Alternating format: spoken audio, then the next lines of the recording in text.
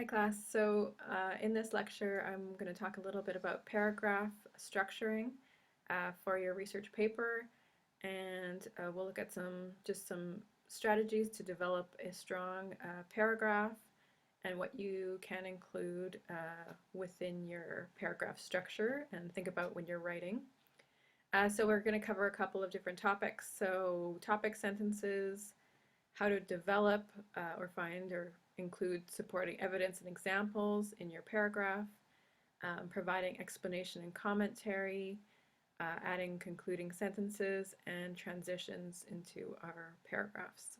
So all of these elements sort of work together to create a very strong, well-developed, unified paragraph that will be sort of a building block of a strong research paper. So let's take a look at our first idea here. So a topic sentence is the very first or second, sometimes second sentence of a paragraph, and it tells us what that paragraph is about. So it sometimes has to be a little bit broad in order to encompass everything that that paragraph is about. But it's a good idea to sort of make sure that you're staying on topic when you're writing your paragraph, and that what you're writing about actually corresponds to your topic sentence. So that's when I'm marking papers, that's one of the things I look for. Does this paper or does this paragraph have a strong topic sentence, and does that content of that paragraph correspond to the topic sentence? So yeah, you want to make sure your paragraph has a strong topic sentence. So let's take a little look at an example here.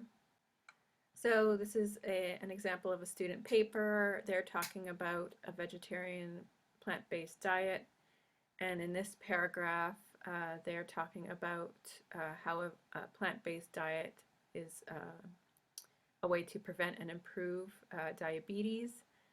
So we'll look at their first sentence and assess whether it's a strong topic sentence. So I'll just highlight it here. So one of the diseases a vegetarian diet is known to help prevent and improve is diabetes. And they've backed that up with a citation. So that I would say is a strong topic sentence. It clearly tells us what this paragraph is going to be about. So it's focusing in on diabetes, and it's going to present arguments in support of the idea that a vegetarian diet is known to prevent and improve this condition. It also provides supporting research. So they've acknowledged that they're bringing in a research source to back that information up. So this is a strong topic sentence. So the next aspect of paragraph development is the actual development of the topic. So this is where you want to include supporting examples, evidence.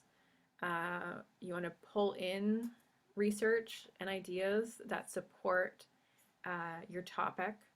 And this is where you get to sort of show your reader what it is that you've learned and where that information is coming from. So this is a good place to include any research findings, statistics and data that support the claims that you're trying to make or the topic that you've introduced. You could include quotations, paraphrase, data, statistics, and any kind of research information that you've gotten from your sources. You want to make sure that you're giving credit to the sources, of course, because that's going to also establish the credibility of this argument. If you don't include sources, we don't know where that information is from, and it sort of cancels out any claims that you make about that topic. So you want to make sure that you're always backing it up with expert sources or reliable sources, research in your paragraph. So you need to develop the idea. You can't just move to the next point really quickly. You need to sort of add that supporting layer of information to develop your topic. Okay, so let's take a look at this information here. So This person is saying, adding some supporting evidence. So dietary patterns play a huge role in the likeliness of developing type 2 diabetes, and research has found vegetarians to be at lower risk for developing the disease.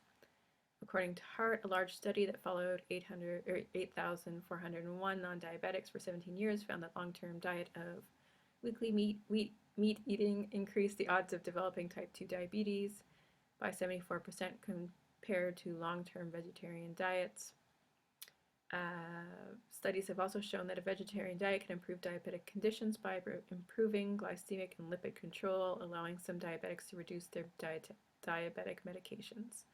So there's quite a lot of development of this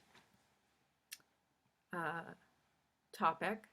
So they're providing research and statistics information from their sources in this paragraph to develop their discussion, and providing clear signal phrases that introduce the research and clear citations that give credit to the source where that information is coming from.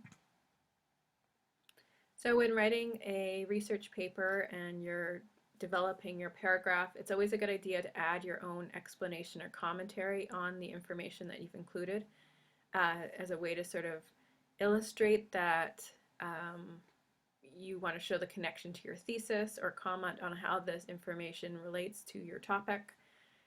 So if you're putting information or evidence out there, make sure that you're also adding commentary to explain how the research that you've included proves or relates to your thesis topic or argument, rather than just throwing out facts and figures and just letting them sit there.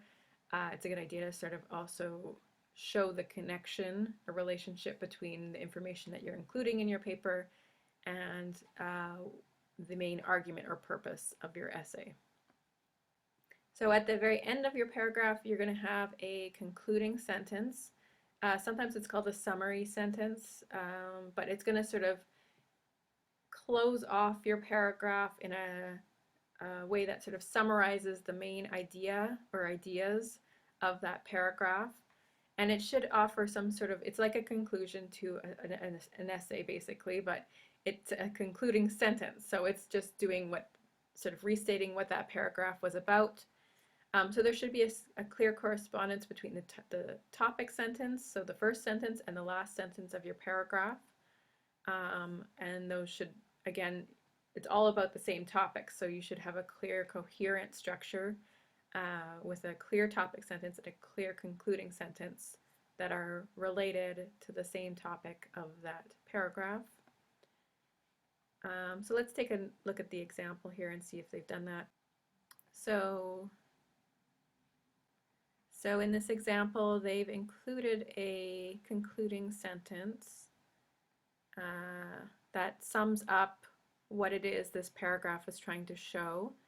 So they say, as these findings indicate, plant-based eating can not only lower one's risk of developing diabetes, but also improve the lives of those who suffer from diabetes. So it's both preventative and improving of those people's lives. So again, there is a clear correspondence with the topic sentence. It's basically restating that, but in a different way. So it's just summing up what they've discussed within the paragraph itself, and provides a bit of closure to that topic. And the last feature of paragraphing that I want to talk about is transition words and phrases. So when you have a paragraph, you can also include what are called transition words or transition phrases, and these are used to show the relationship between ideas within your essay or within the paragraph itself. So I usually add transitions at the start of a paragraph and within the paragraph itself if I'm switching between points or showing a relationship between two sides of an argument, or just to show the flow of information when I'm switching to a new topic. So at the start of a paragraph, I like to include a transition word or phrase that shows how this idea maybe develops off of what I previously talked about in the paragraph above it. Or I'll, use the transition as a way to connect back to my thesis statement and reiterate what it is that I'm trying to argue in this paper. So you can use a lot of different transition words and phrases, and they come in handy when you're writing, and they add a lot of polish and fluency to your writing, so it flows better. So you can include them at the start of a paragraph, so to conclude, or in your concluding sentence, that might make sense there. It could be words like therefore or however, where you're either summarizing something, your argument, or shifting point of view, wanting to show another side of that. You can use them to sort of order points and show a relationship between more than one idea, or again, show contrast or compare two things within the paragraph or amongst more than one paragraph. So adding words and phrases that show transitions in your argument, it really takes a good paper and turns it into a great paper when you can be really proficient in adding strong transition words and phrases. And I know some students learn to put the transitions in their concluding sentence. And I have sort of a different idea. I don't like that as much as I like at the start of a new paragraph. I think your concluding sentence should conclude that paragraph. It shouldn't be a transition, and it shouldn't bring in a new idea. The transition should start at the new paragraph, at the first in front of your topic sentence. So that's just maybe a preference thing. I know some students learn it differently, but I think your writing is much more effective if you can sort of have a strong topic sentence, develop that topic, conclude the paragraph, and then when you want to transition to a new point, you would do that in your next paragraph. So in terms of our example, there are transitions used within it. So I'll just highlight a couple of them here. We'll take green. So one of is kind of a transition. It sounds like there might be more than one discussed. And if we look at the next paragraph, we also have a connection. So another way or another one of you could again show a connection between your ideas by adding transitions at the very beginning of your paragraph. We'll see if there's any other ones. So this is a signal phrase, but it could also be kind of a form of transition. So you could say, specifically according to Hart, or you might add, more words in there to create a stronger transition. Have also shown, so that could be another transition. And as these findings indicate, we have transition words or phrases. So you can use transitions as a way to introduce new ideas, to add specific examples, to shift from one point to the next, or to summarize or conclude. And you can, again, they usually come at the start of a sentence, but sometimes, you can use them differently throughout your writing. But usually you use them when you are changing from one paragraph to the next paragraph, or within the paragraph itself from one point to the next one. But they can really sort of elevate your writing and improve it, the flow and the style of your writing. So just to summarize, we've talked a little bit about paragraph structuring and how to do that effectively.